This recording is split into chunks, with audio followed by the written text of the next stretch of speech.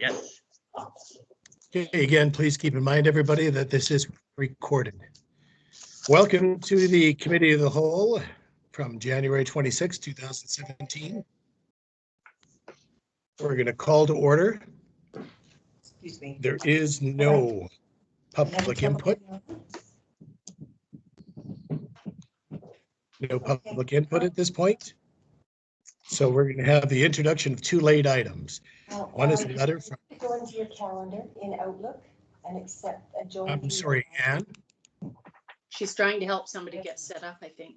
The invite that Lisa sent to you was a calendar. Okay, so if we can get Anne on mute. That'd be great, thank you. So again, we have the introduction of two late items. One is a letter from UBCM.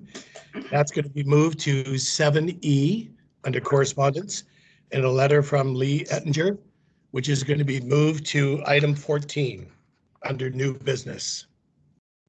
Excuse me, Mr. Mayor, do we need a motion to accept the late items? No, we do not. Yes, we do. We do? Oh. Okay, I apologize. So do we have a motion to accept the two late items? Anybody?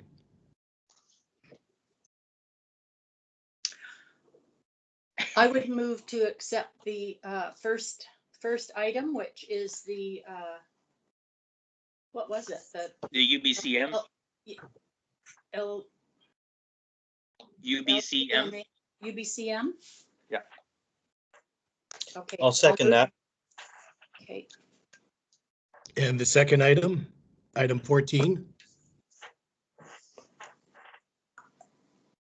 Here's the thing, if we had an open question period, whether it's at the beginning or the end of the COW or regular council meeting, this question, regardless on how it's written, would be asked publicly. So I don't believe that we should be not accepting this letter, because again, if this was a public forum, then we would have to read the letter. It's a question, correct? Anne, what do you think? Sorry, CAO? You're muted. I'm sorry, Anne McDonald or CAO, you're muted. I'm sorry, pardon me, Mayor Baker. There we go. I had a long conversation this morning with the writer of the letter, and I provided some context around the two items that she raised. And I think she was satisfied with the answer. However, she indicated to me that she wanted to feel heard when she expressed a view or a question to council, and felt in past her letters or her questions had not been addressed. And so that's why it's on the agenda tonight, because even though we've sort of addressed some of the issues, she felt it was important for her to feel that if she wrote something to council, that they would consider it. And I do believe it's our responsibility to read the questions. Correct. I think so too. And go ahead. Sorry. Go ahead, No, Councillor Paulson. I just, Go ahead, Tom.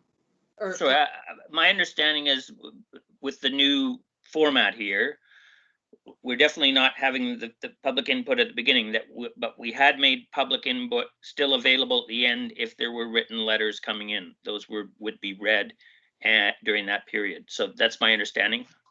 Correct. That is correct. We decided to move it into new business. It's right beside the question period at the end.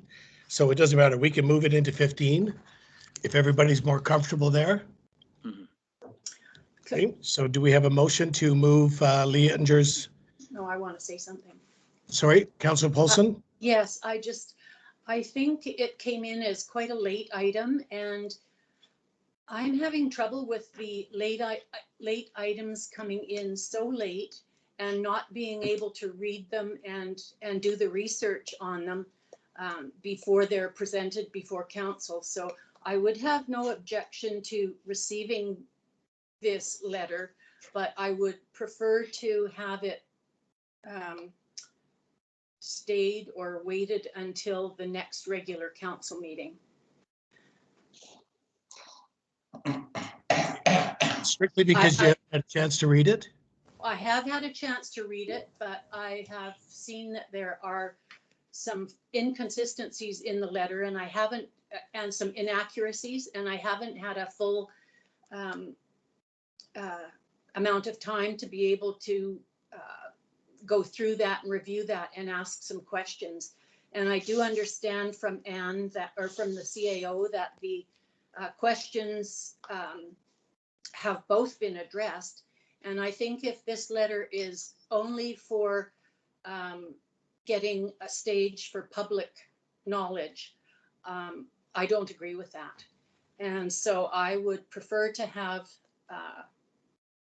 the letter moved to the next council meeting. Okay, so I'm sorry, Councillor Tinsley?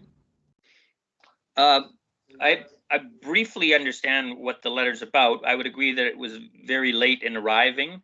I believe that we need to discuss, letters are going to be presented in the public discussion or public question period.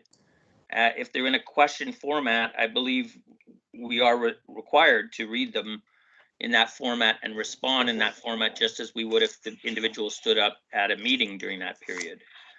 But I would agree that with Councillor Paulson that this came in really quick. I would feel more comfortable that when items come in this quickly before a meeting, that they be received and allowed time and deferred to the next meeting for the actual presentation of it.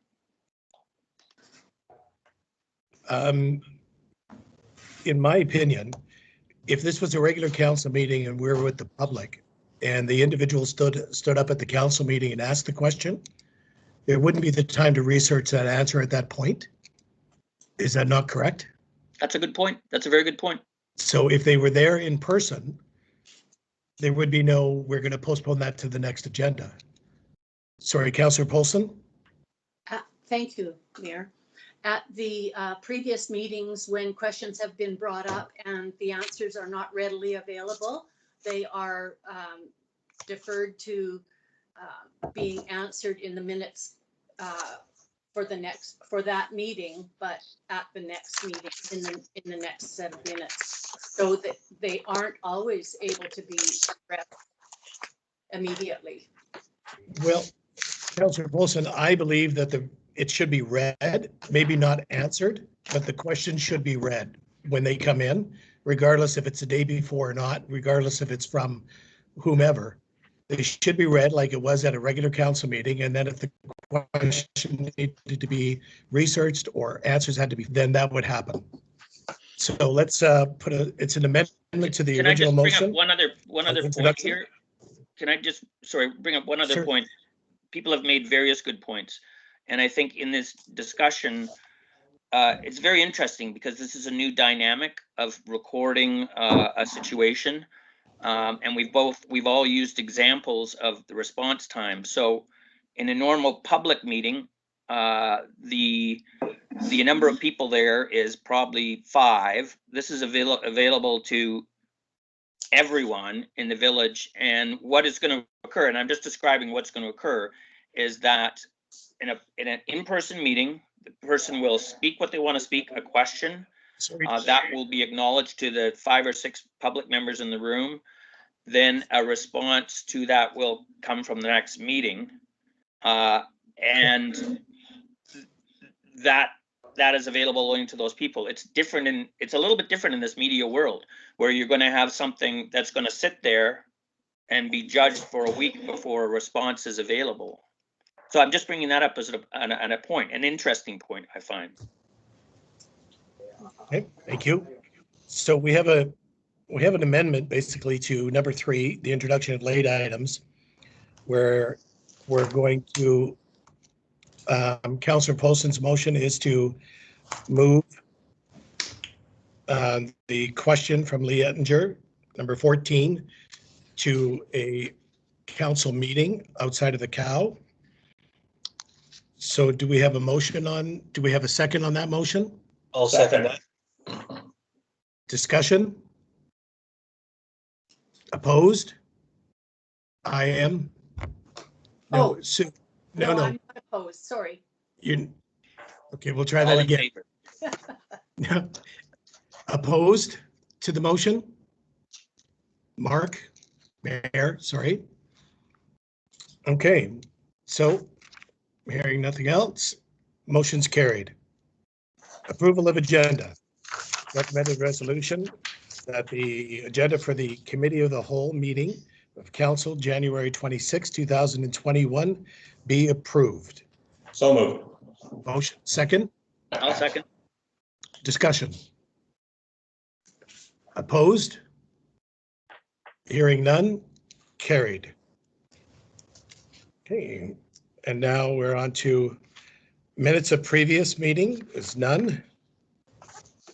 And number 6, petitions and delegations. So let's welcome our delegations on board. Thank you. Can I speak, Mr. Chair? Mayor Biker? Can you hear me Sorry. okay? Yes. Yeah, great, thank you. Well, I'd like to welcome our presenters tonight, which is Mike Adama, who is the owner of the property that's made the application for rezoning.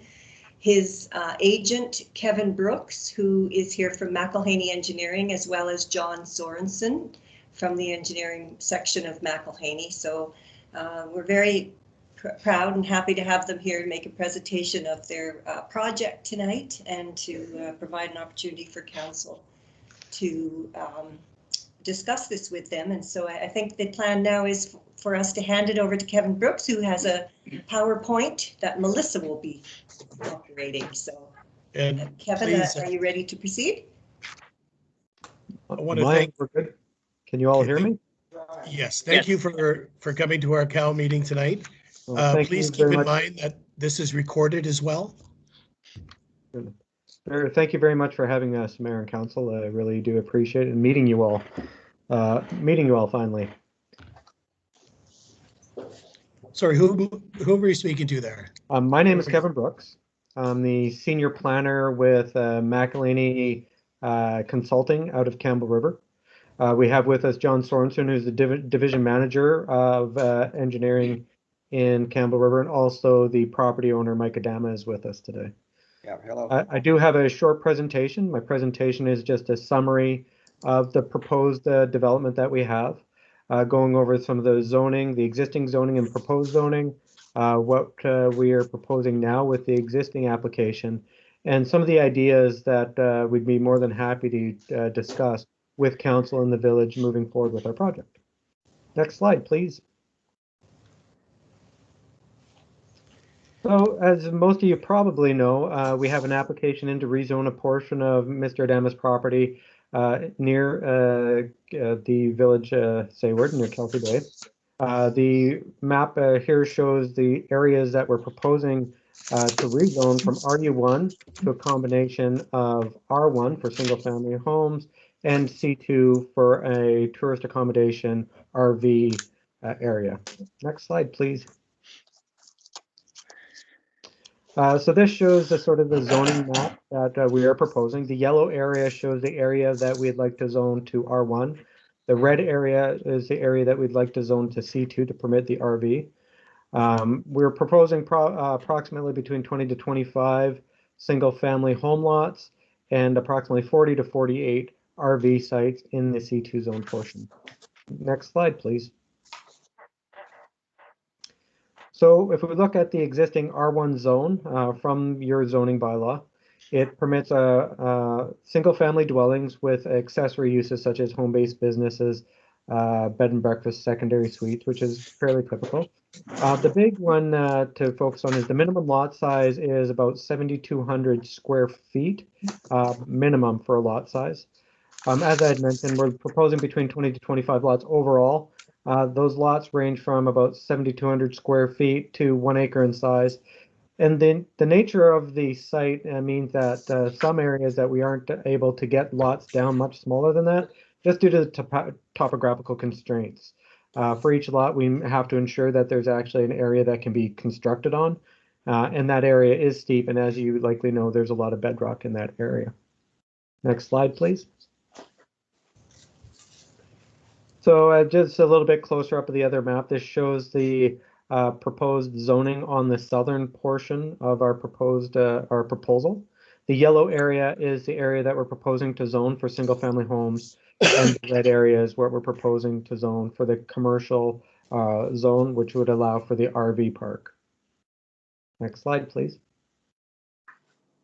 This is the northern portion of the site. As you can see, there's approximately 11 lots here.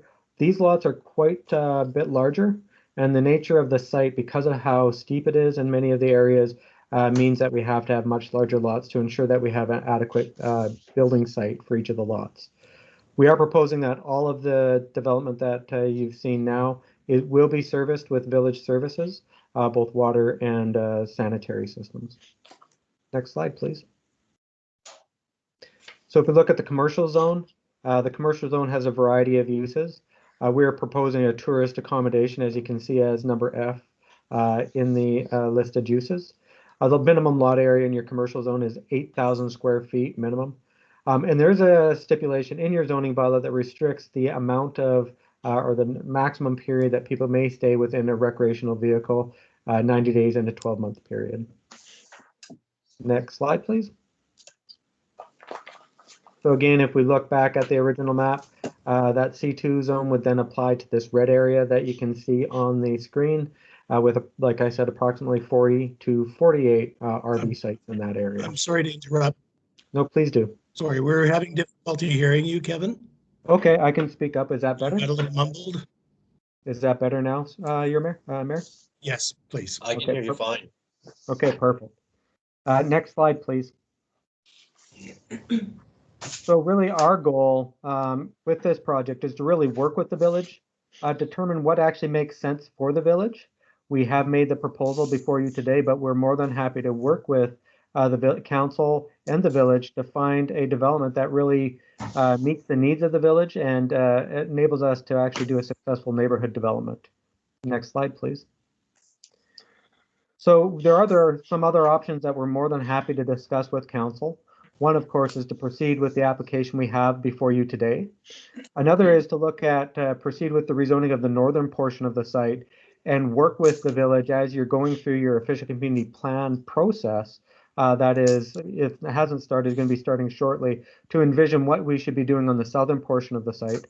Or we could proceed with rezoning of the northern portion and look at the southern portion of the site to meet some identified goals that the village already has in mind for alternative housing forms. Next slide, please. One of the options that we have discussed is if the idea of a RV park or RV lots does not make sense to the village, we could contemplate looking at this area for a different type of density of housing, such as duplexes or something of that nature, if that is more suited to the village's needs. Next slide, please. So in summary, we're proposing a mix of single-family residential uses and an RV site.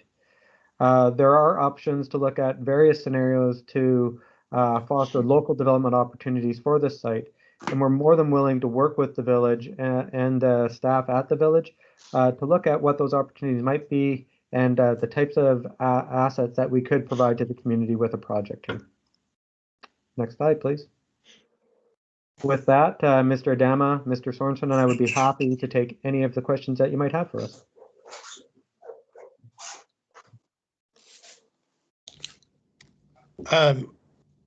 Again, thank you. And thank you to Mr. Adama.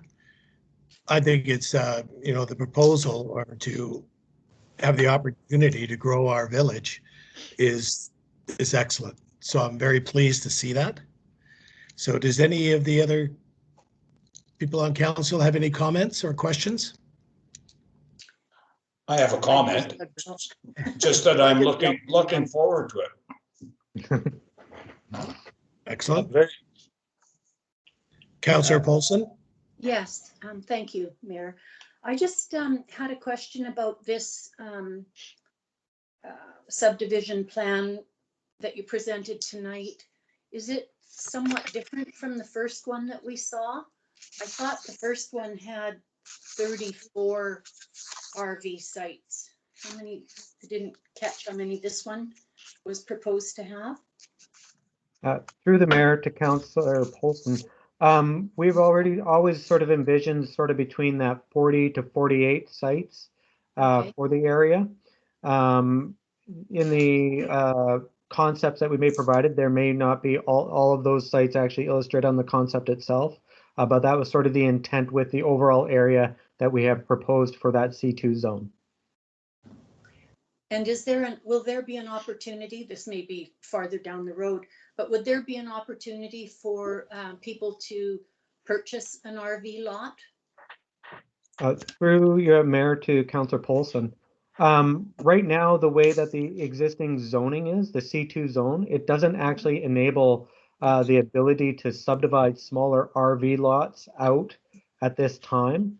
So it's something that if that's something that the village is amenable to, it's something that we certainly could look at. But the minimum lot size at this time under the C2 zone is 8,000 square feet. So an RV lot is typically, you're looking at approximately probably 1,000 square feet to 1,500 square feet. So it doesn't quite fit with the current zoning that we've proposed for the RV site at this time. So, and I guess my question was leading to, if the lots were sold, would the owners have the option of leaving their RV set up year round? Because I see there was some 90-day restriction for over a year period to use the RV sites. So yeah, under my understanding of the Village of Sayward zoning bylaw, that they would not be able to leave their RVs there for a period of longer than 90 days. That's my understanding of that clause within your bylaw. And so that's an interpretation that the village has the authority and ability to make. And I'd rely on Ms. McDonald to be able to provide that direction on how that interpretation would fall for the village itself. Okay, and also I'd like to congratulate you on this presentation and your forward thinking for the future of Sayward. I think it's really exciting because there's always people coming into the village looking for campsites with a waterfront or a water view. So I think it's a great idea, and the lots that are set aside for housing, the view is just spectacular. So I would like to ask if we have permission to walk up to the property and walk around and have a look at it for our personal, just to get a feel of how it's set up and how it would look. I would have to ask Mr. Adama to respond to your question, Councillor Polson. Yeah, absolutely. You're welcome to go up and have a look anytime you want. Thank you. Okay. Thank you very much. Councillor Polson. One of the things I don't know, Kevin, we talked about on this presentation that below the RV park, right off the Sayward Road, what you got into R1, we're going to change that to C2 as well if we wanted to put a neighborhood pub there or gift stores, or there's different people asking, you know, will they be able room to put some commercial stuff along the front there? So we were talked about taking that out of R1 and putting that all C2, all below the RV park and up the easement road. Thank you. Councillor Craig, do you have any comments or questions? I do. Thank you very much, Mike and Kevin, for your presentation. It was lovely to see. I have just a couple of questions. The first one is, or a comment and a question. First one, I was happy to hear that you'd be open to amending your plan from the RVs to townhomes, perhaps. It's given me something to think about now. So that's something I didn't expect, so I was really happy about that. And I believe that'll give something for this council to think about. I also would like to ask a question now. In your presentation, you didn't address any of your sewer or water issues. that members of this community have come up with some concerns about your sewer and water issues and whether you have the capacity to handle it. I was wondering if you could just go over how you've addressed this either in your plans or in your head, or if you've got any future ideas in regards to this. Yeah. Through you, Mayor. Thank you very much, Councillor Craig. We have completed a review of the demand requirements of the proposal, and I'd like to hand it over to Mr. Sorensen, who will be able to give you a much fuller review of the sanitary and the water capacity assessment that we have completed to date. Hello, Mayor and Council. My name is John Sorensen. I'm an engineer at McElhaney here in Campbell River. Thank you very much for, it's very nice to meet you all. In very small little screens at the bottom of my laptop.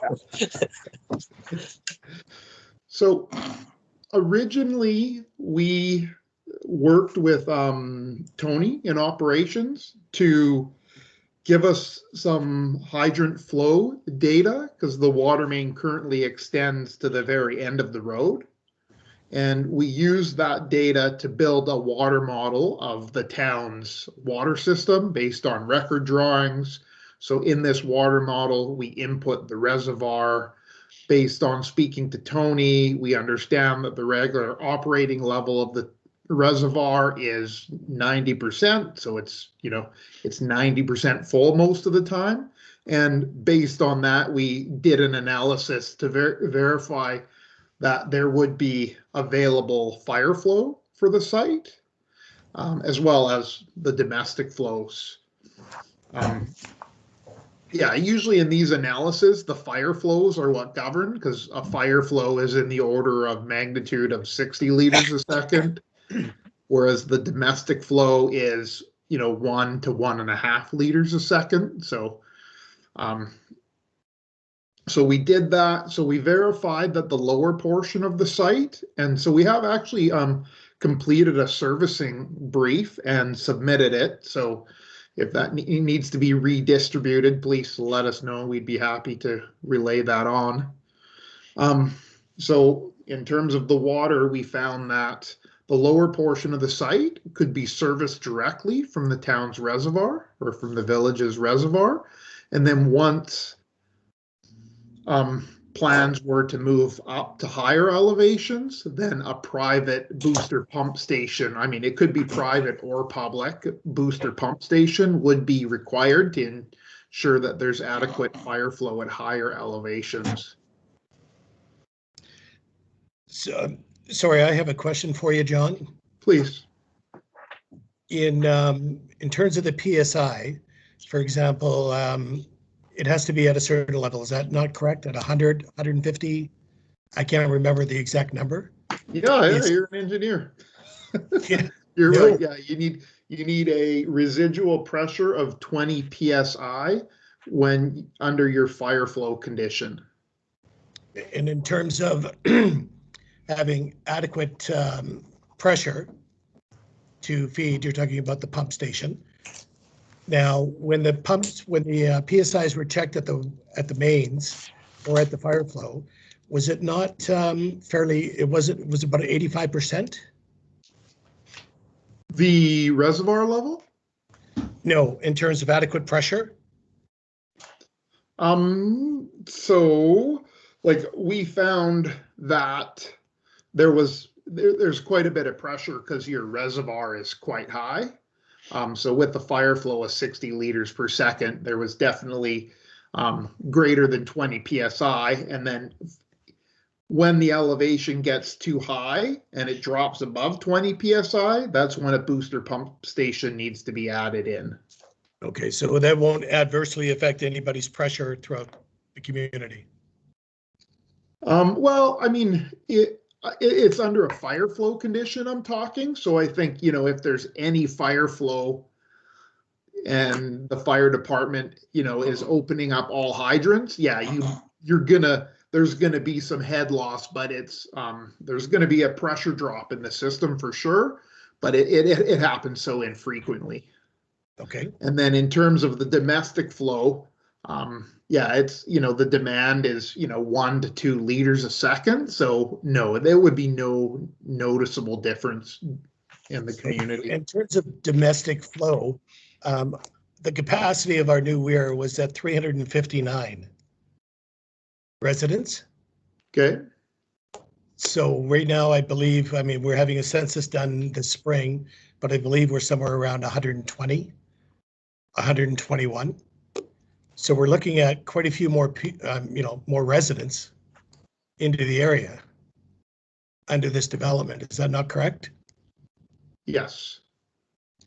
So how do we adequately supply water?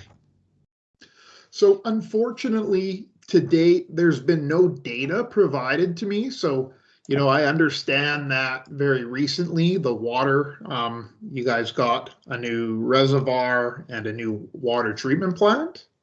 Mm-hmm.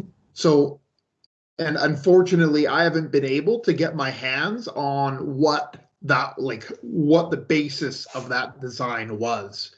But it would be my assumption that if a new reservoir was designed with a new water treatment plant, that there would be adequate capacity to expand it into the future. That said, I haven't been able to track down and have a review of this. So the assumption is there's adequate water at the source. Okay, so is there information that we might be able to provide for you to alleviate that assumption? Yes. Yeah. If somehow when the project went out to tender, I'm assuming it was laid out that, it was told that what the volume of the reservoir needed to be, as well as what the capacity of the treatment plant needed to be. So if I could get my hands on a report or something like that, I'd be happy to review it and then present back. There are 2 hands up for questions at the point. Thank you. CAO, you have a question? CAO? Okay, let's go to Kevin. You're muted. Sorry, let's go to Kevin. Pardon me. Mine isn't a question, it's a point, Mayor Baker. You asked about the number of potential people living on the property. Right now, we're proposing between 20 to 25 single-family residential units. In BC, the average people per unit runs between 2.5 people per unit. So you can gives you an idea of how many people would be living there full time. And then your RV, typically you have 1.5 to 2 people is what you typically use kind of for an average to get a rough estimate of the number of people that could be there. Again, with your limitations on the full-time stay to a 90-day period over 12 months, that will limit how many people are staying there. But the reality is, it is an RV park. It means that those people likely going to be staying there in the summer months, right? That's going to, and so that peak demand that you'll likely see from the site will be the summer months period. Unless there's an amendment to that bylaw. Sorry, CAO? Thank you, Go ahead. Mayor Baker. Couple things. First of all, I wondered if you'd given some thought to how we would enforce that 90 days. Because originally when your application came in, you talked about a strata development, which of course would allow for people to leave their RVs there and then come and go. And so I'm wondering if that's changed now, the strata proposal, because I think I heard somebody say that the lots wouldn't be sold. And then I also wondered about, if John, if you can contact our office tomorrow and let us know exactly what you need. We have reports and, all the capacities of the reservoir and the water treatment plant. We can provide that to you. Okay, thank you. Ms. Clark, would you be able to, or whomever is running the PowerPoint, would you ever be able to go back to the concept that shows the RV park, please? So let me ask you a question. Are you also asking for an amendment to that, the bylaw of the 90 days for RVs? At this time, that was not the intent. That's not something we have discussed or contemplated at this time. But it Okay. is something that we could discuss if that was something that the village was looking for. As I had mentioned earlier, right now under the existing C2 zoning, it doesn't allow you to create any lots under 8,000 square meters, which means we Understood. couldn't actually bare land strata the actual RV park at this stage under the current zoning bylaw. An RV lot, I'd have to rely on Mike to know the exact size, but again, they typically are around that 1,000 square foot mark, which means we couldn't actually do a bare land strata subdivision because it wouldn't meet the zone requirement. So we couldn't bare land strata the actual RV, the RV site specifically at this time. As for the residential development, the proposal is that the residential lots would be bare land strata. The intent is those would be bare land strata and they'd be single family homes as per your bylaw. Perfect. Thank Yeah, you. that's right. The RV lot was always just intended to be a rental unit. And I mean, people, I don't think they'd be staying there 90 days, but maybe there would be a few that would. I don't know. Probably, a few And weeks. to elaborate on how you deal with that, Ms. McDonald, there's various options. It is already in your zoning bylaw, and therefore the village has the authority to monitor, regulate, and fine as per the zoning bylaw. That's typically how it's addressed. And then there's all good neighbors agreements and all those other types of agreements that don't have as much force and effect as the zoning bylaw enforcement itself. Those are the methods and strategies I've seen used in other local governments to regulate that component of the tenure of stay. We have any additional questions? I would just like to make a statement that as long as the water supply comes to be good enough for it or above it, I'm kind of in favor of it. I like the idea. Good. Councillor Polson, are you flashing? Let me rephrase, I hope not. Don't have to be let me rude rephrase about that. it. Sorry. Your picture is flashing. Oh, is it? Do you have a question, Councillor Polson? No, I just wonder if Mr. Adama was aware of the working waterfront project that was planned was a 10-year plan or so, and I think it was started in 2015, and it had prospects for making the waterfront more tourist attractive and tourist friendly. Have you seen that report? I wasn't aware of it at all. Well, it's very interesting because it talks about making a Like something wrong. walkway out on the breakwater there so people can fish from it and walk on along it and everything. So it would tie in quite nicely with your project. I'm sorry, I lost you there. My screen went, Oh, took me off.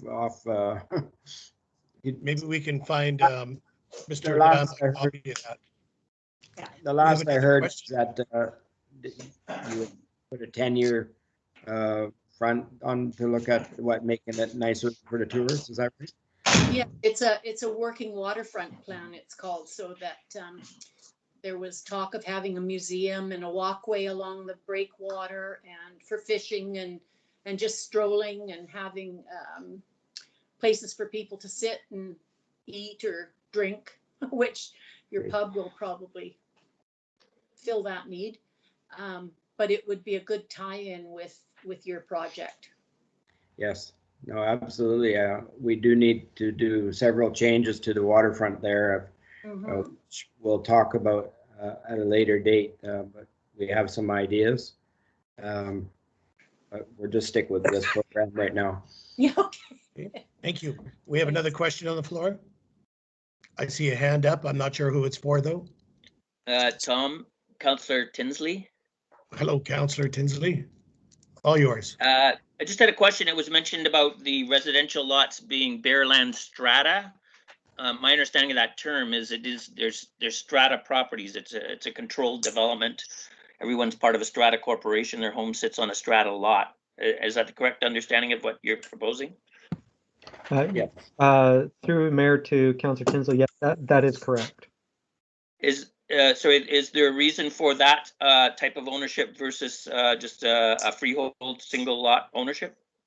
Through your mayor, yeah, yes, there is specifically in this case. Because of the topography of the site, it's actually quite difficult to achieve effective road alignment. And when you do fee simple lots, so you have strata lots and you have fee simple lots. So you have the various options. Fee simple lot is the standard subdivision. You cut it off, you sell it. There's no strata corporation. The bare land strata, you have a strata corporation that then is responsible for the maintenance of all that infrastructure, all the roads and everything, but it allows for greater flexibility of the design of the roads themselves.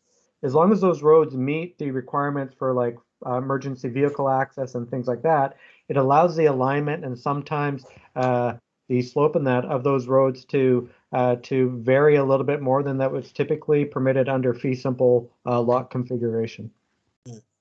Okay, thank you. Any additional questions?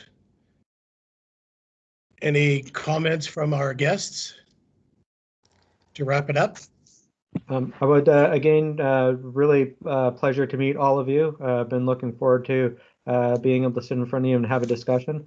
So thank you very much for the time, Mayor Baker and all of council. I want to thank you all very much for coming tonight and giving us a better understanding of what's happening. So we'll look forward to meeting with you again near future. Thank you and have a good night. Thank you, council. Thank you. Thanks. Thank you. Good night. Thank you. We'll just hold off a minute there. So the recommended resolution is that the presentation by Mr. Adama, an application for rezone 18 Seaward Road application, Kevin Brooks, planner, John Sorensen, engineer, and McKinney engineer, be received. Do I have a motion, please? I'll So make it. moved. Second, I'll second. discussion? Opposed? Hearing none, motion carried. Thank you very much, Mr. Adama.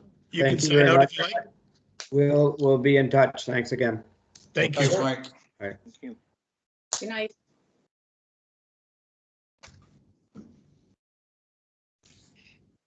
Okay, CFO, are we good to go? We're all clear? Yes, we are, Mr. Mayor. Thank you.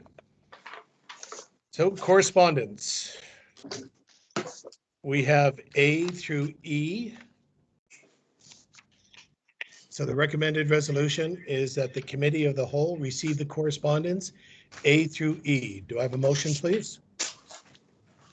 So moved. I'll move it. Second, Second. discussion. I have a discussion for B. Has everybody read all the correspondence? Have Yes. you read B? Have you read B in terms of the Government Leadership Academy? Yes. Okay, and there's no takers? Nobody's interested? No? Okay. Thank you. I So, I'm sorry, Councillor Paulson? Excuse me, I thought that you were going to attend that. I am. Oh, you am? Okay. I am. Councillor Tinsley, you have your hand up? Oh, I forgot to put my hand down. That's the problem. See, I actually saw it this There. time. Good job. Thank you. So recommended resolution that the committee of the whole receives correspondence A through E. We had a discussion. Opposed? Hearing none, motion carried. Council reports? None? Reports of committees. Has any of the councilmen been to or had any committee meetings? I have, but I don't have a report ready tonight. Okay, I had a meeting of the MyFlight with the company. okay, and you'll be able to present that at the council meeting? Yeah, Okay, perfect. Thank you. Councillor Tinsley, have you had any committee meetings? No, I haven't. Okay. Does everybody know what committees and what the dates are or? for the meetings? Yes. I am not aware. You're not aware? Okay, so CAO, is there a list that we can provide to all of council on their committees and what possible meeting dates they're going to be having, or contact person for that? Thank you, Mayor Baker. We are working on that. Some of the meetings are organized by external agencies, and they send their invites directly. However, we are putting together a list of all the committees, the representatives, and what dates we know, and hope to have that for you at the next council meeting. Perfect, thank you. Another mayor's report. Unfinished business. Is there any unfinished business? Nope. Okay, staff reports. Staff report on the financial plan. CFO. Thank you, Mr. Mayor. So this is version 2 of the financial plan for 2021 to 2025. And I think tonight I would probably recommend that, tonight's probably a night that council can ask some more detailed questions on line items, go through things specifically if you had questions on particular expenses in the budget. I have added some additional information from the last plan that was presented. So on page 55 is where I've included some information on user rate increases for 2021. In this version of the plan, again, the historical 2.5% increase for municipal taxes has been included. And for water, the recommended increase for 2021 when the financial plan was done last round, so last January, was 7%. Staff are recommending that this be increased to 10% for 2021, and that's strictly to ensure that this service is fully funded by user fees. Costs have increased substantially in regard to the new water treatment plant.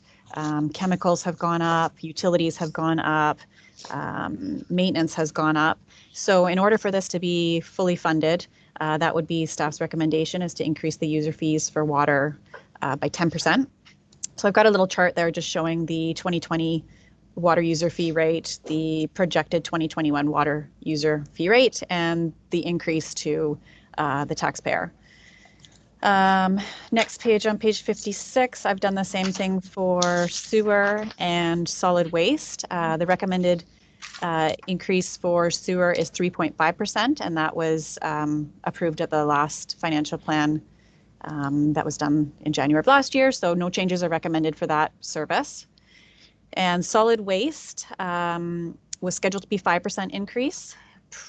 Presented to council at the December 1st council meeting, Waste Management is increasing their fees for hand pickup for 2021 and 2022 by 3%. So those costs are going up. So staff are recommending that solid waste user fees be increased by 7% rather than the 5% for 2021. And I've got the two charts there as well to show the difference between 2020 and 2021. We're still going through year end at this point, so we're still posting a lot of entries. Things are, pretty fluid and changing almost daily. And those items will be worked into the financial plan over the next 4 to 6 weeks. Salary and wage budgets are still being worked into the financial plan as staffing levels for 2021 services are determined. So that's going to be discussed at the next committee of the whole meeting. We'll have an in-camera committee of the whole meeting so that those items can be discussed. I've included some information on the current tax situation, and it's basically just a comparison between assessed values for a representative home in Sayward. In 2020, a representative house had an assessed value of about $236,000, and that's compared to $213,000 and $146,000 for 2019 and 2018, respectively. So, there's a pretty big jump there between 2018 and 2020. But it looks like for 2021, the assessed values are not going up as high as they have in previous years. It's looking like it's only going to go up by about 4%. So a representative house in 2021 has an assessed value of about $243,000. And then I've just broken down, you know, what that representative house paid in 2020 as far as municipal taxes and user fees, just to have that information there for you. And with the updates to the financial plan for 2021, the average home will see an increase of about $32 on the municipal portion of their taxes and an increase of about $60 on user fees, so water, sewer, garbage. And that works out to about an increase of just over $92 for the municipal portion of their tax bill. I've included a couple capital items for 2021, so those are listed on page 57.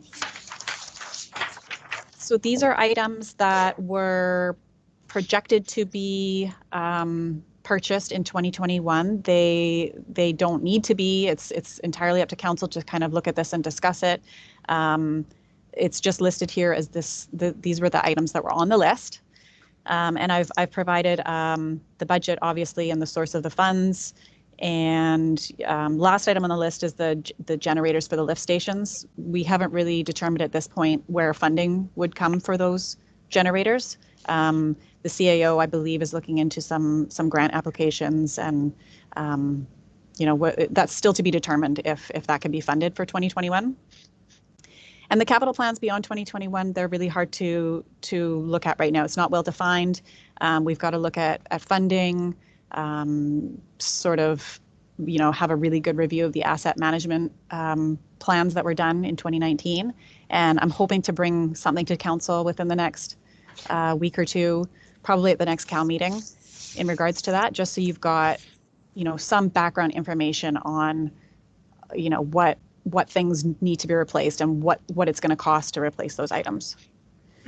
So again, I think, you know, tonight would be a great night for council to ask any questions about the plan. If there's any specific items that you, you know, want to dive into and get more info on, then I'm here to answer your questions. Thank you. CAO, you have your hand up. Darn it. Thank you, Mayor Baker. I think I put it up so long ago, I've actually forgotten. Sorry, I forgot it was up. So, thank you. Sorry. Okay. Councillor Kushner. Kirschner. Did I Yes. say that? Yeah. Okay. I have one question, and I'm sure we discussed this before, but how many gen sets does that, for the lift stations, does that entail, that price? I believe it's 4, so there's 4 lift stations. But I think that 120,000, that was 2 years ago, was the quote that we received. So I'm pretty sure that it's gone up. COVID.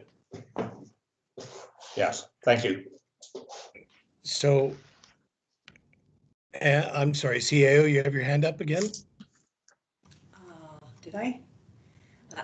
Sorry about that. I didn't realize Lisa was going to answer the question, but yes, I'm actually submitting a grant application tonight, tomorrow, sort of thing for those generators. Even if we get funding for 2, it would substantially reduce the workload of our staff during the frequent power outages when they're required to provide, you know, a towed lift power source. So it's quite important. Yes. Is it a different system? Is it a different system for the fire department, the gen? Or is it basically the same? I'm sorry, I don't understand the question. Do you mean the generators? Yes, the generator, apparently they're looking at one for the fire hall.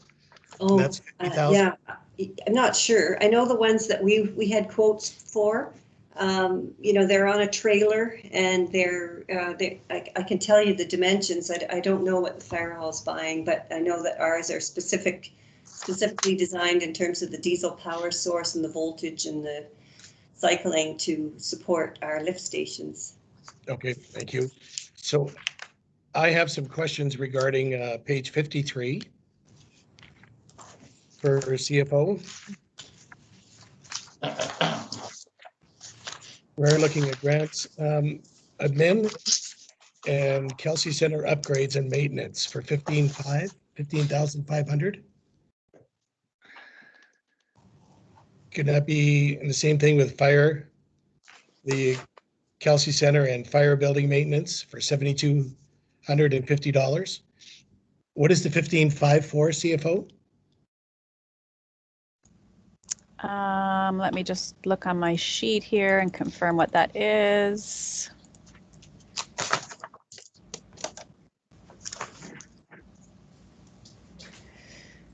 I believe that's the front doors, the new front doors and the touchless access, plexiglass barriers, etc. So that was coming from, no, it says operating surplus. I'm sorry. It's a different animal. Just give me a second. One of the things I'll share with the rest of the council while I'm on the Kelsey Center is we have to do some of the upgrades because of COVID. And that is, but a lot of the other upgrades or cost, at this point, I would like to hold off on spending any additional funds at the Kelsey Center until we as a council and the village decide if we're going to look at the SRD taking ownership or running the Kelsey Center. So at this point, I'm not comfortable spending money on the Kelsey Center. As I said, the stuff for the COVID, I understand because that's a safety for the people in the village and the staff. But in terms of replacing the doors or so many of the other things, in my opinion, it's something we should hold off until we know what we're going to do. Does anybody agree or disagree? Yeah, I wholly disagree with what you said on pretty much everything. I think we should fully upgrade. We should develop a list to find out exactly what the Kelsey Center needs for a complete overhaul and upgrade, including the doors, the pool tiles, the hot tub, and any other maintenance issues. And we go from there. I disagree with your COVID stance. And I think we should do whatever we can to keep the Kelsey Center as operational and functional as possible. Well, the only problem now, though, Councillor Craig, is it's not functional with COVID. It's with the hours and the restrictions and the amount of people. We're getting a report is going to be made by Darlene, from what I understand, giving us an idea on how many people are going through that. But just right now, with the amount of money that we don't have and the fact that we have very depleted reserves, in my opinion, I just don't see spending that kind of money at this point for no return. Let's open it up to the floor. So Councillor Tinsley. I think it's a relatively small amount of money relative to the size of the facility and is more along the lines of just maintaining it without causing more damage by leaving things longer than they have to be. That would be my guess on it. I think, and also relative to if there is any, as I understand, the whole process of potentially seeing if the SRD was interested was brought forward in some way a couple of years ago and was not moved forward. I know the facility is a very valuable facility to both the village and the Valley residents. And I think everyone has a vested interest in ensuring that it continues to operate, either totally village run or a joint thing at some point. But I think relative to that, the maintenance of it is very important. I agree with maintenance, but replacing the doors at this point and that extra cost, I'm not sure that falls under maintenance at all. But I just think until we know what we're going to be doing, when we take, say, even 15,000 and we start adding up that 15,000 with another 15, 20,000 somewhere else, and so on and so forth, that pays for a generator, for example. Right? It covers, it's a very good point. It's all money. There's only so much of it, right? And it adds up. But I believe I'm just trying to wrap my mind around this because part of the Kelsey Center upgrade with doors was related to COVID. Was also related to just personal security in terms of having them be able to see people when they're coming to the door and they have to unlock the door. So I think it's a little more complex than just putting new doors on. Well, a security camera is a lot cheaper that connects to a monitor at the front of the counter, right? So, sorry, CFO, you had a comment? Yeah, thank you, Mr. Mayor. Sorry, I was just, I found my notes here. So the 15,500, that was related to the storage room downstairs here that holds all of our files. And that was to address some water leakage issues and some insulation in that room. And the other, so that was about 6,500, and the 7,500, which is part of that, was also to replace the flooring and the carpeting here in the admin office and the counter. So those two items aren't really related to upstairs to the Kelsey Center per se. They're definitely building items, but not related to the rec center itself, I guess. Are you still having water issues? We are, yes. There's quite a bit of condensation happening in that storage room, so it's a bit touch and go with the files in there. It does need to be addressed at some point. I don't know if it's super urgent, but it's definitely a concern. Okay. Any other comments? I have a comment. Could I comment, please? Sorry, I didn't see your hand up. Oh, I think that the Kelsey Center for its lifetime has been very well looked after up to this point, the last 5 or 10 years. And regardless of whether the SRD takes over or the Kelsey Center continues to be operated by the village, I think it would be foolish to leave the repairs and renovations until the SRD decides whether or not it will come under their jurisdiction.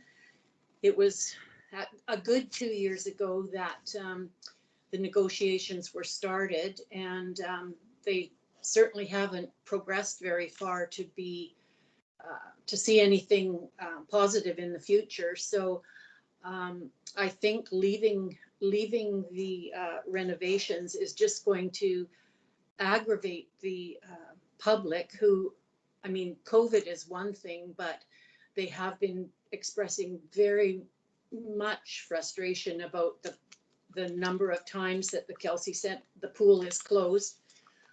There's still the gym and the kitchen and those other things available, but the pool is the mainstay of the Kelsey Center.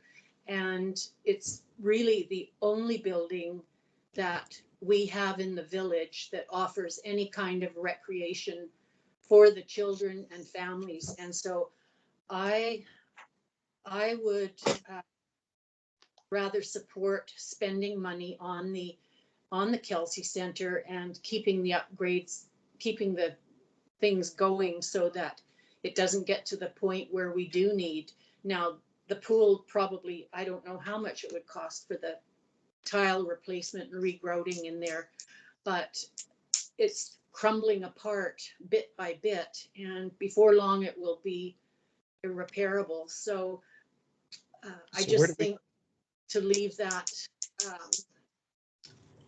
until the SRD makes up their mind would be foolhardy. Okay, well, Councillor Polson, I'm sorry you think it's foolhardy. However, one of the things that we have to look at and what we're responsible for as a council is to ensure that we have money and we're not consistently raising our taxes to offset a cost. What I understood, to regrout the pool is over $300,000. Whoa. To fix that. Hang on. Put your hand up if you're going to speak, please. So we have to be careful on the kind of monies that we're spending. I understand regular maintenance does have to be done, and I'm not questioning that. I'm talking additional things at this point.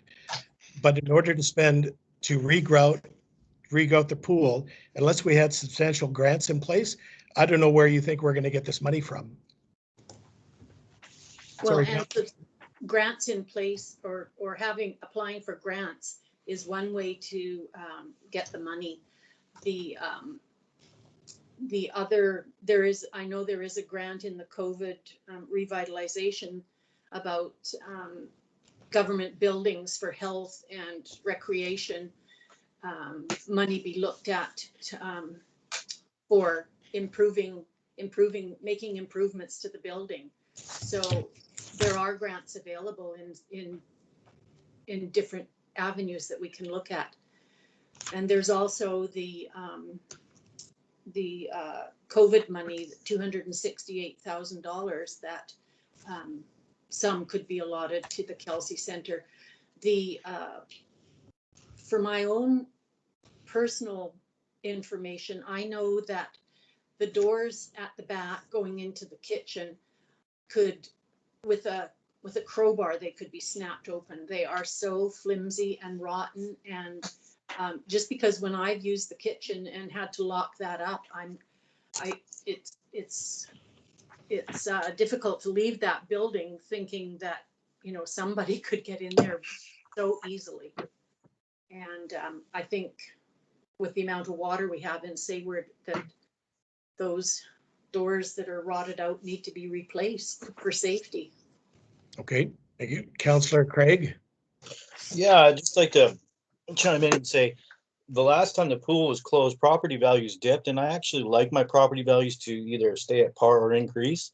Closing the pool would definitely decrease property values, and I don't think that this council has a duty to decrease everybody's property values here. Now, I don't think it was ever suggested that.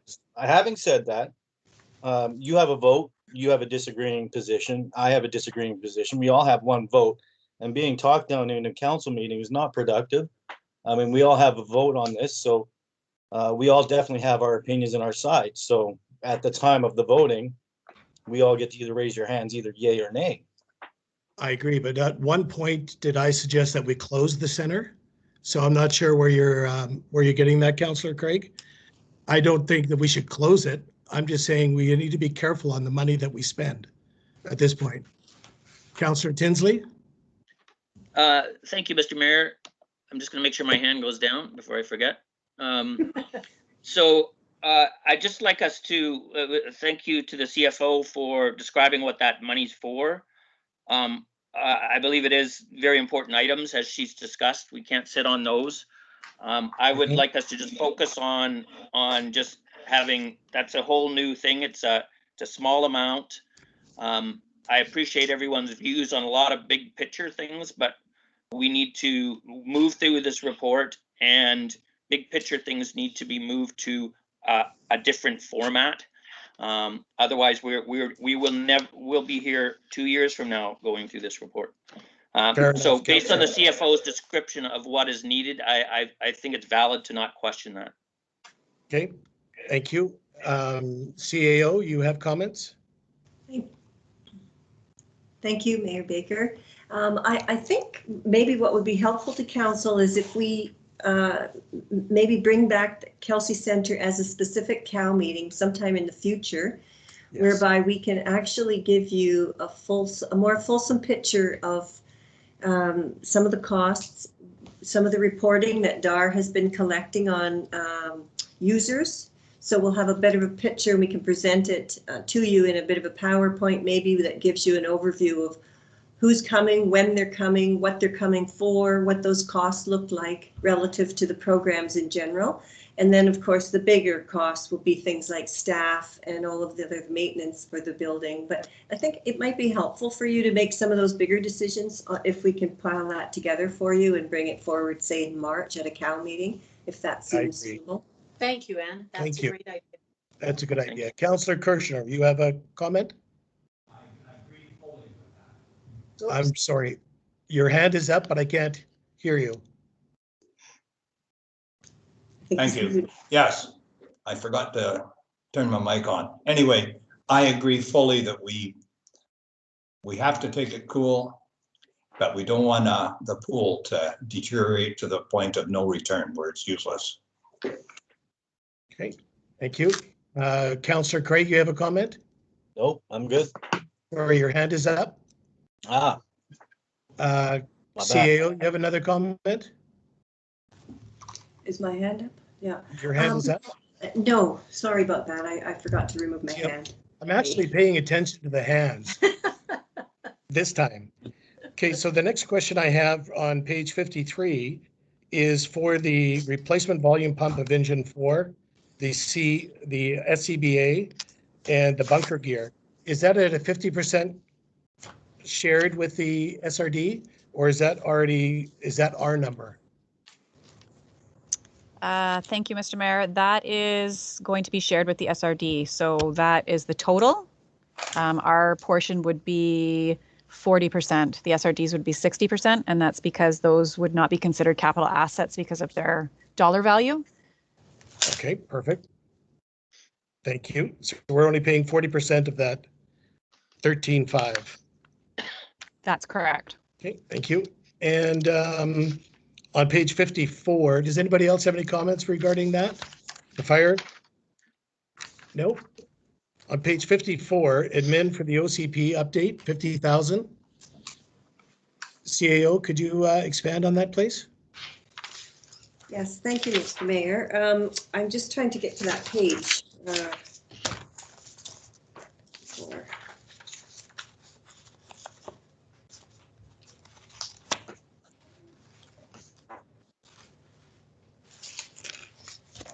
What we'll do is, while we're waiting for that, let's go to the forest initiative with KFN. Sorry, CFO, what is KFN? Comox First Nations. Thank you. And the 30,000, that was something that did we discuss before that we're looking at putting off to another time? Yes, Mr. Mayor, I believe you briefly talked about it, but I wasn't 100% sure if that was going to be part of the 2021 budget or move to a future year. I think the CAO could maybe speak to that. I think it was just maybe this year initiating that contact with the Comox First Nation and working out the details, but the actual expenditure was not going to be in 2021. But I'm hoping the CAO can confirm that. CAO? Your mic's not on, Anne. Thank you, Ms. Clark. My mic's on now. Yes, that was put aside to resume discussions with the KFN on the community forest. Now, I can add here, although I do plan to give you a more fulsome report, that I have been in touch with the administrator of the Comox First Nation to give them an update on the elections and the new staff here and the new councillors, which they were very appreciative of. They knew that there had been an election.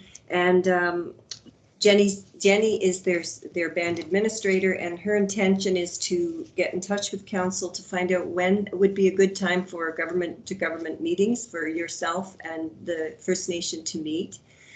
Whether or not that's community-to-community forum sometime maybe in the fall when the public health orders are relaxed a bit. But there has been some preliminary discussions, and so we hope to be able to firm that up once we hear back from KFN as to their availability to meet with council, and then we'll try and sort out your availability so that we can set that up for you.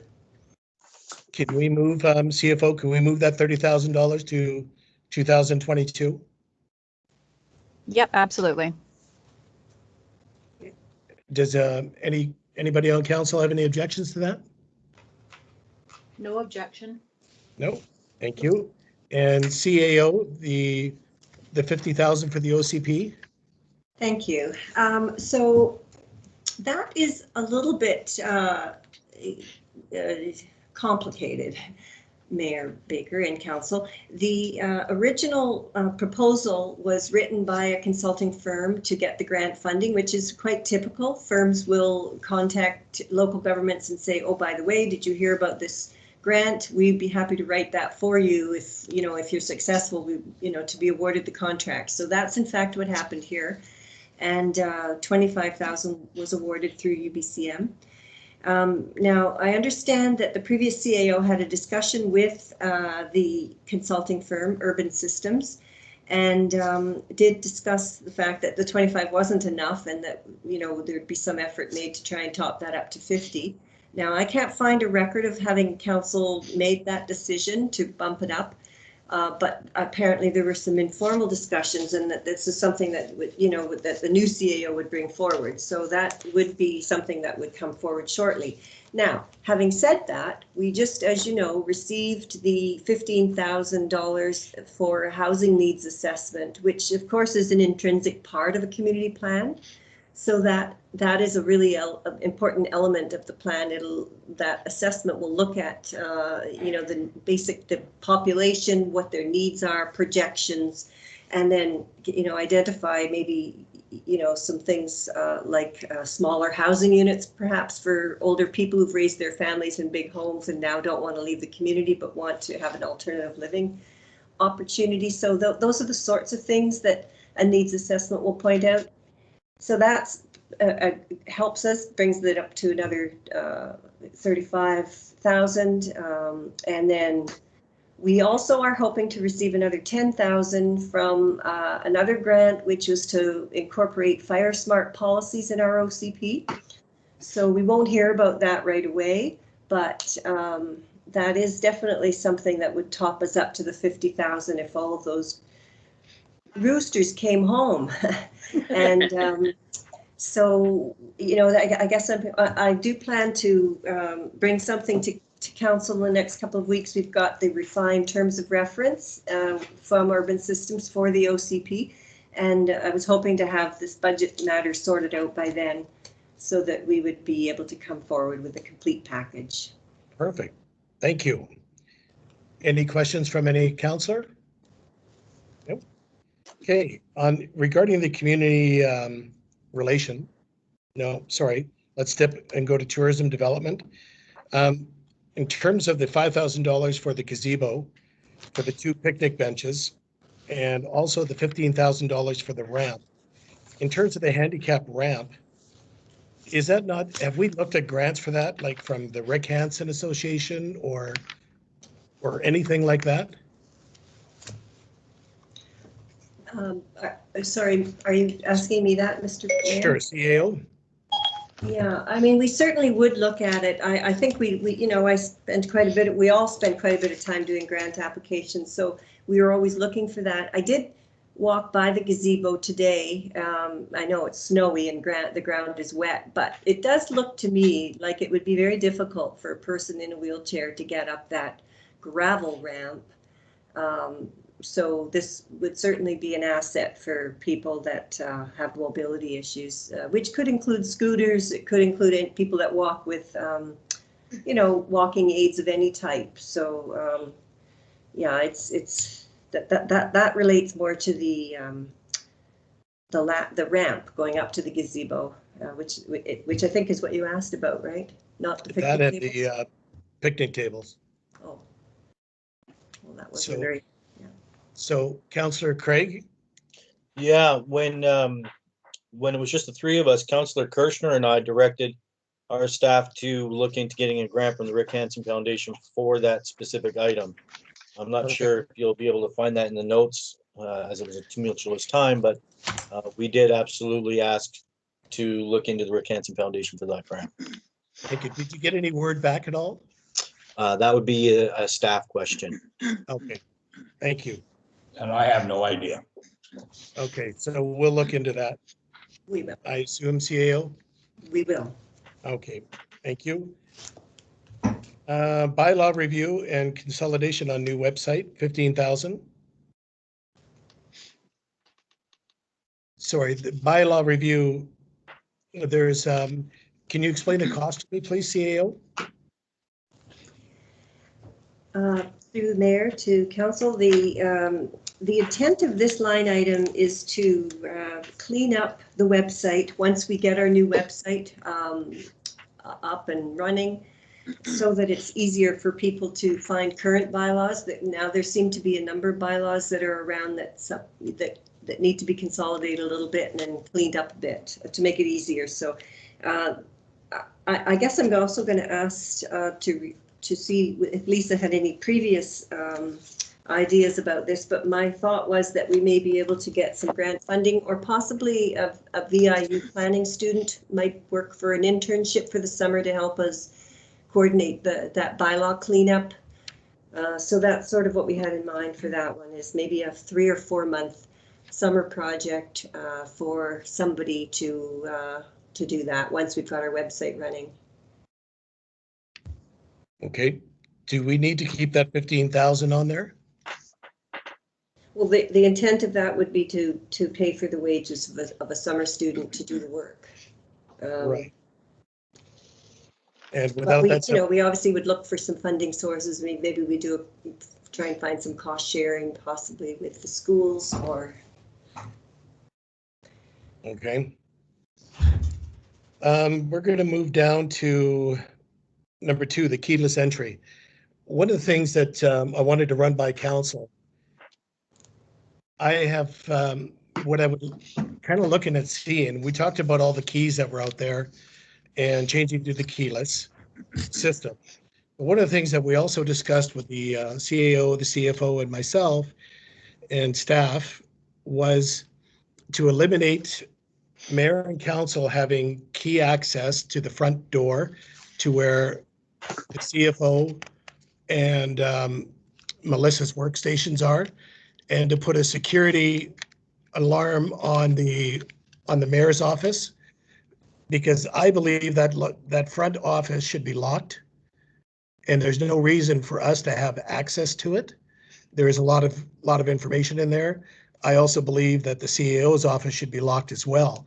So what I'm suggesting is we, as mayor and council, only have access to, with the mayor's office, council chambers, and for emergencies would be that ECP station that's set up. And we eliminate the access to the front offices. So can I have comments from the rest of council, please? Anybody? Councillor Tinsley. They seem like reasonable risk management recommendations to me. Thank you. Councillor Paulson, you're flashing. Oh, no, I don't know why. Oh, I didn't know. no, okay, sorry. I just saw your name flashing. Councillor Craig? Yeah, all that's just fine. You're gonna have to move our mailboxes into the mayor's room so we can Agreed. access our mailboxes. Yeah, no, I agree. So we can look at doing that. Sorry, CFO, CAO.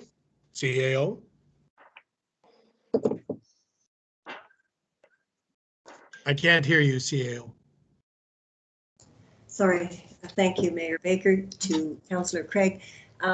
Our hope is that when we get our new website, that a lot of the paper that you find in your mailbox, we can send to you electronically, or you can pull it yourself from a portal, which will be a correspondence portal that'll give you access. So hopefully, not to say we don't want you coming in the office, but we do hope to be able to provide you with more electronic data that's available at your own taking when we have our new website. But I do agree with Councillor Craig that we could move the mailboxes though over as well, just in case there is some additional information. Councillor Craig, you have a question? Yeah, and I agree with that. Having said that, though, I'm old school, so I like to print out things. So receiving electronic information is fine, but if I'm printing it out, that's a great amount of paper and ink from my printer that will need to be considered as in that equation. Could Councillor Craig, could you not come here to the office and have it printed out? Well, I could if I was available during the office hours, but the whole thing is if we are accessing the mayor's office outside of access hours, maybe we're at work, for example, it's not always available to do that. So I prefer things old school with paper and printouts. Yeah, what I would suggest though, Councillor Craig, if you have information you wanted printed off, I would assume if you sent an email to, say, for Melissa, she could print that off for you and put it in your mail, just as a suggestion. Yeah, might as well just keep that system going forward then, and that's fine. Okay. And sorry, CAO, you have a question? No? Councillor Kirschner? Yeah, not really a question. I just got a statement that I have no wanting to change a bunch of stuff. I haven't seen anybody breaking in. And if everybody knows how the system works, I would like to keep it. Okay. What we're discussing is basically the same system that we have in place in terms of the keypad for the alarm. It would just be on the mayor's door. And as was mentioned also by Councillor Tinsley, is in my opinion, there's really no reason for us to have access to that or anybody else into where the CFO, Melissa, and the CAO work. I've never seen a council chamber that, or a council or a city office or a village office to where everybody has the keys for on council. I've just never seen that in the past. So any other comments? No matter what you say, Mr. Mayor, I still don't like it. No, understood. So you disagree? Yes. Councillor Paulson? I don't have any keys, so it's, I'm not sure how accessing through the mayor's office, if the mayor's office is locked, then what would we be going into the mayor's office for? Why would we be going into the office? And so it just, Well, you have access to that computer, what computer? to the computer that Oh. is in the mayor and council office. So you would have access to that regardless if the building, you would have a key for that office and you would have access to that. You would have access to the chamber. And in case of emergency, there'd be access to the ECP workstation. Councillor Kirschner? Oh, sorry. Originally, oh, I'm sorry. Sorry. Originally, when this office was opened up, it was for mayor and councilors to use. It wasn't called the mayor's office, it was called council's office. No, the But in council. any case, I don't care who uses it, but I just don't like changing everything. Well, from what I understood, it is mayor and council that have access to use that office. Mhm. So it's just that door is what we're talking about putting an alarm on. Sorry, Councillor Tinsley. Oh, there we go. Thank you, Mr. Mayor. I think what we're talking about here is a risk management tool of separation of the administrative part of the office from the elected council's access area. That's all we're really talking about, as I understand it, which seems to me to be a reasonable risk mitigation strategy. Thank you.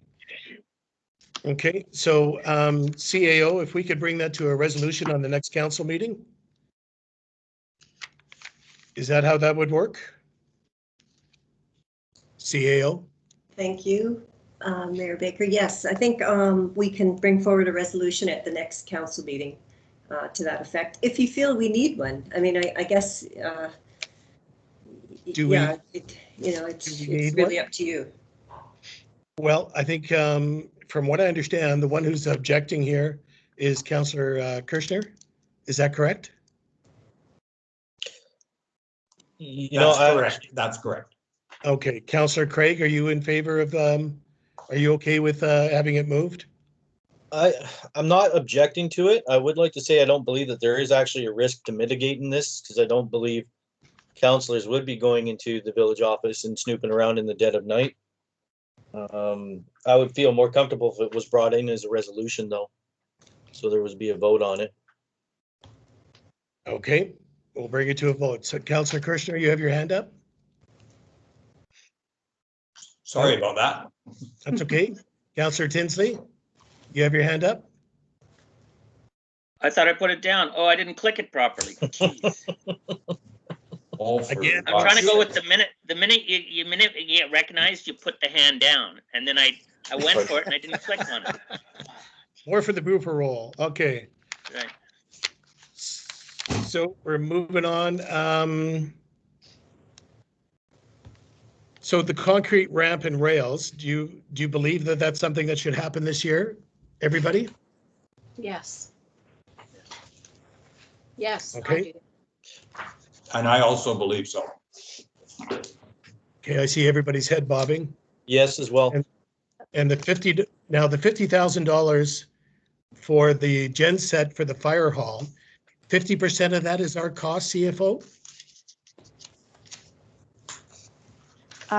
Thank you, Mr. Mayor. I don't believe so because it's specifically related to the building, which is fully owned by the village. So if it had to do with firefighting equipment, then yes, it would be split with the SRD, but I think in this case, it's a capital item directly related to the building itself. So I'd have to look into that more, but from what I understand, it would be fully the village's cost.